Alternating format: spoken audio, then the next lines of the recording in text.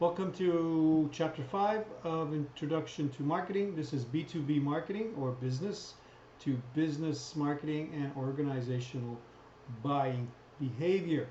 The objectives or the outcomes of this chapter are as follows. Identify a type of customers that make up business to business markets. We look at discuss, or you will look at discuss, or be able to discuss the unique characteristics of organizational buying behavior. I also describe how the business to business buying process works, and which is different than consumer or B2C, which we saw in chapter 3, and also the steps to business buying decision process. So if we look at B2B and the definition of this, B2B market, individuals and organizations that acquire goods and services that enter into the production of other goods and services that are sold or supplied to others. In other words, if you're selling a certain product that another company needs to finalize their product, well, this is what B2B is all about. Right, so here we have B2B and 3BL, business level of ground, embracing the triple bottom line philosophy. That's what this is. Economics, environmental, and social. So 3BL, right?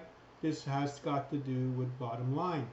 So B2B looks at the economics, the environment, and the social aspects, right? This is the philosophy of this. If you look at B2M marketing or market composition, right? There are 5 distinct buying groups in the B2B market, right? Manufacturers or producers, all the way to B2B marketers, governments, I should say, institutions, professions, and wholesale and resale. Right? So this is outsourcing the contracting out of services or functions previously done in-house. Right? So manufacturers or producers. Here, much of Canada's economic process or progress in this century was due to growth in manufacturing. But since the 1960s, services have contributed an increasing share of output and employment, or employment, I should say. Currently, service producing industries represent 70% of economic production, and goods producing industries account for 30%. Right?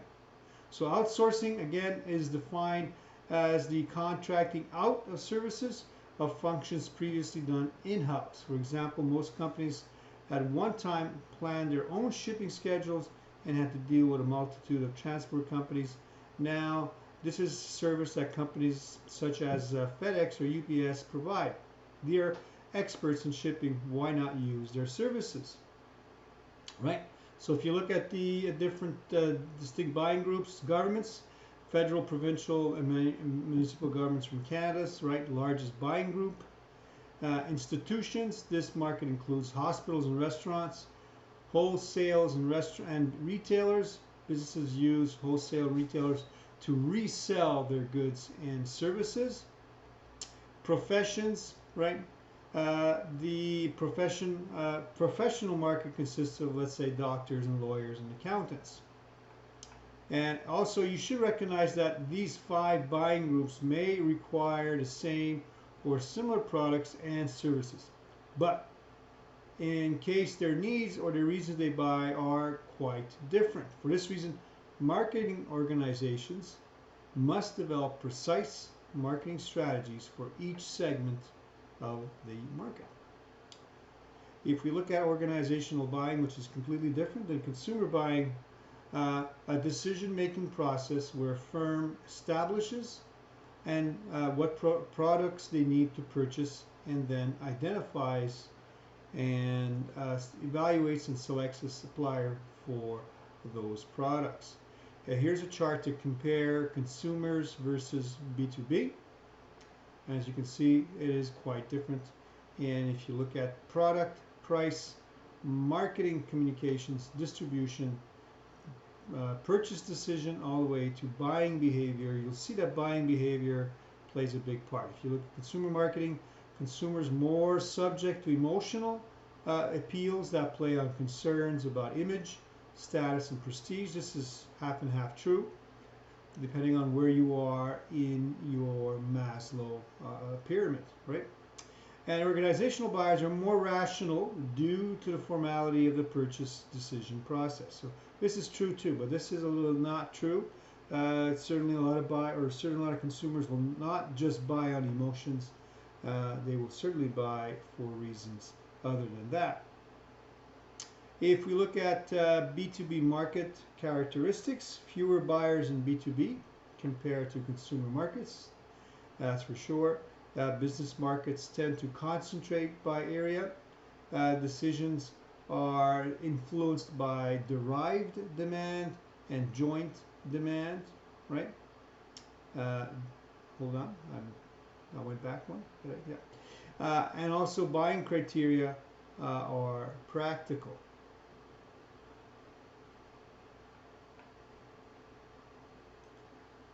Also, the location of buyers. B2B buyers are concentrated by area. In Ontario and Quebec, 69% of the nation's manufacturing sales employ 71% of people working in manufacturing. The center of banking and financial services are in Toronto and Montreal, mostly in Toronto. Resource-based industries such as agriculture, forestry, and fishing dominate other areas or other regions of Canada. Now, if you have, we talked about before, derived and joint demand. So if we look at the characteristics, if you look at derived demand, it's the business demand is derived from consumer demand. Okay, I'll repeat that. Derived demand is business demand that is derived from consumer demand, comes from consumer demand, derived. Joint demand, production and marketing of goods is dependent upon another good. So this is more B2B here for sure, right? So if a product needs a certain other product to be produced, it can't be produced without it, then you have joint demand. Buying criteria, vendor analysis. This is an evaluation of potential suppliers based on an assessment of their technological ability, their consistency in meeting product specifications, delivery, and ability to provide needed quantity and price. This is buying criteria in B2B. B2B buying decisions are practical in nature.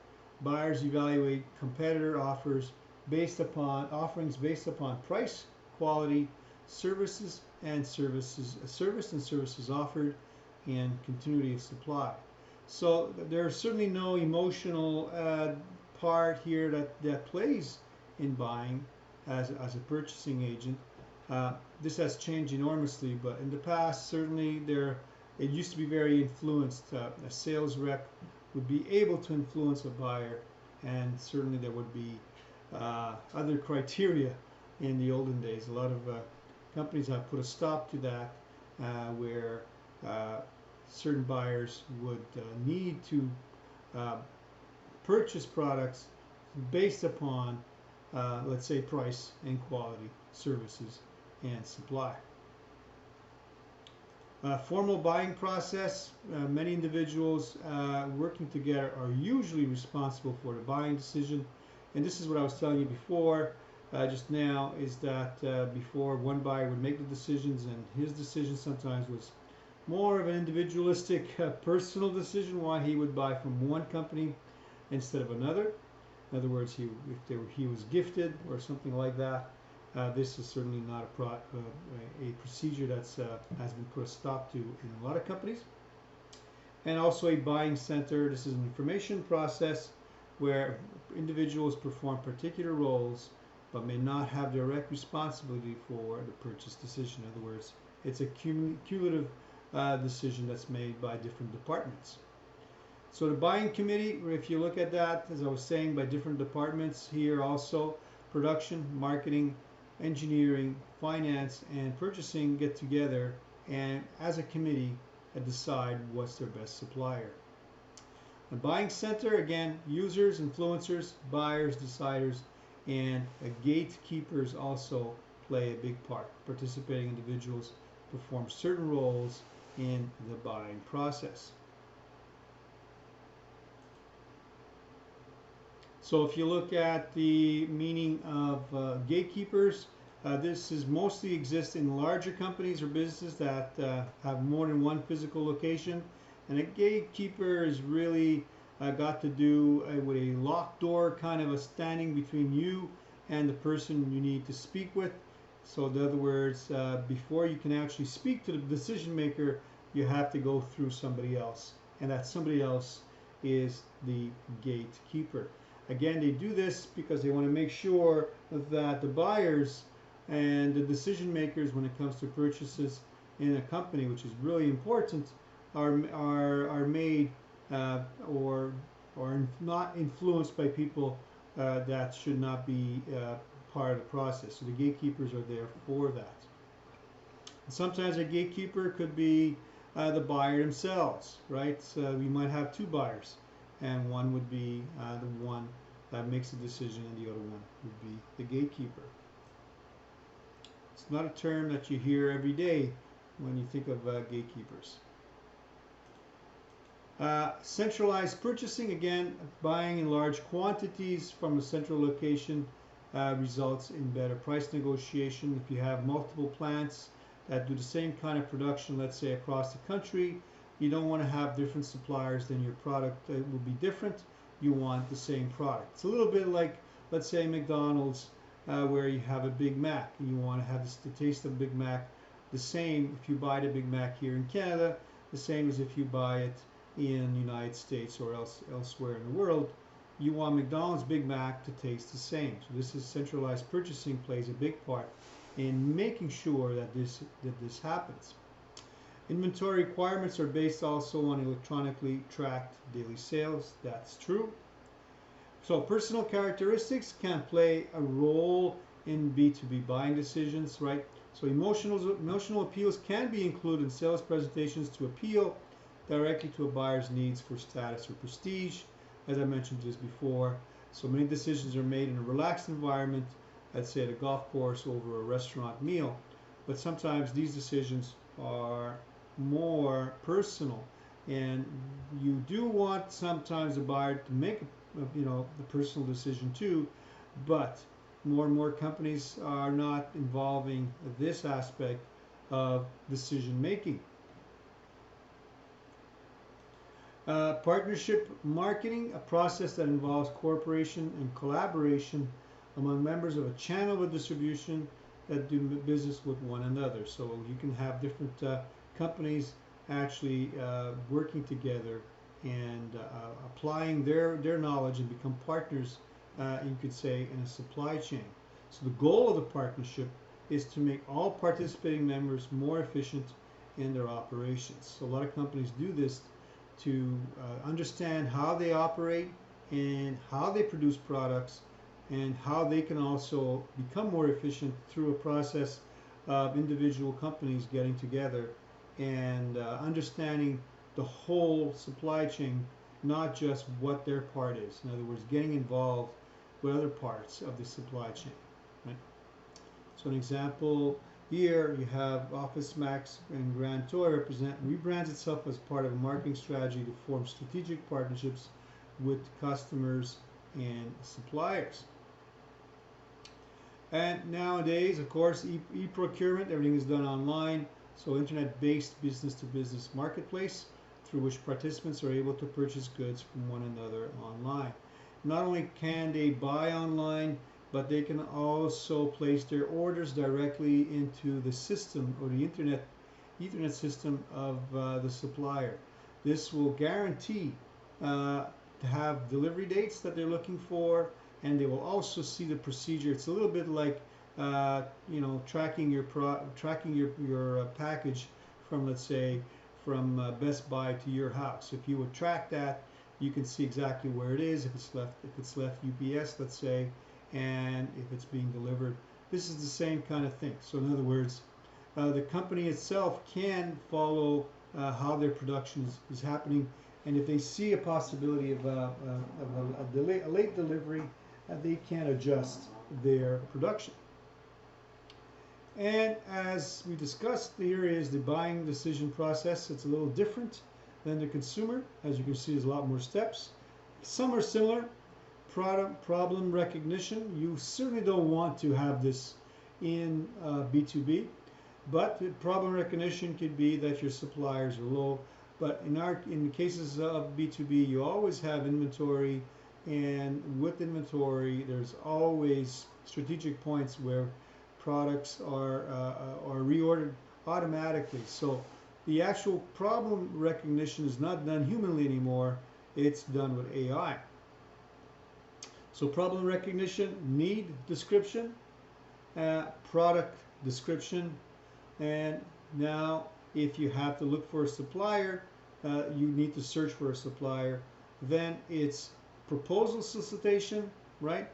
And also supplier selection, to order routine specification, and all the way to performance review.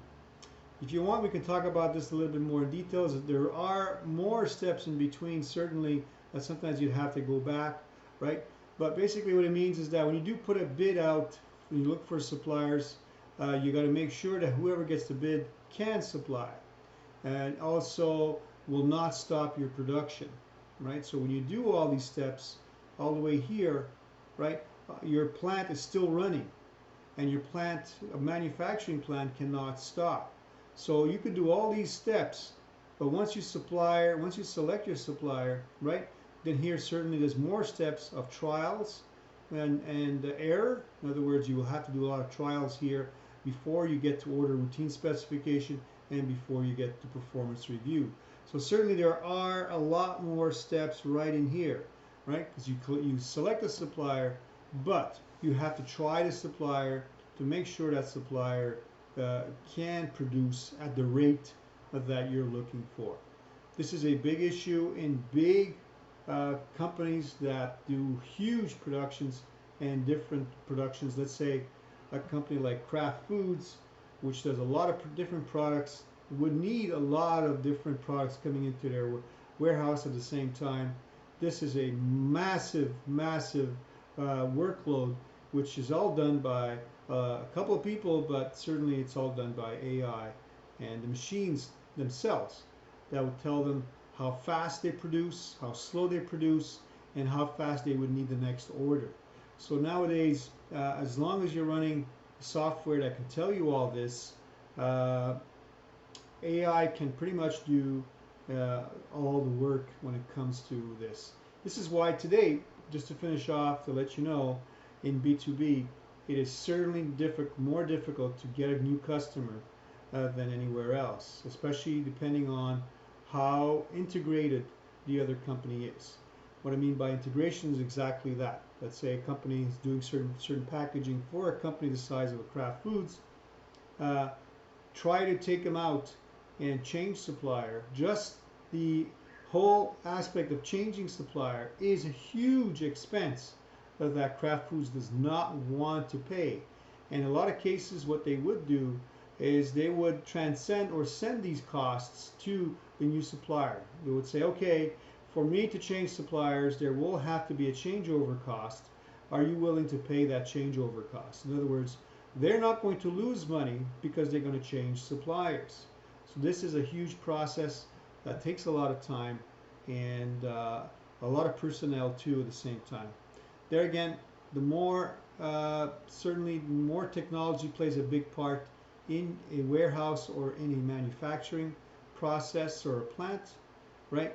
The harder it is to shift or change suppliers. So think about that when you walk in and you see some manufacturing companies, see how hard it is for you to get integrated into that if you are selling a specific product. All right, thank you.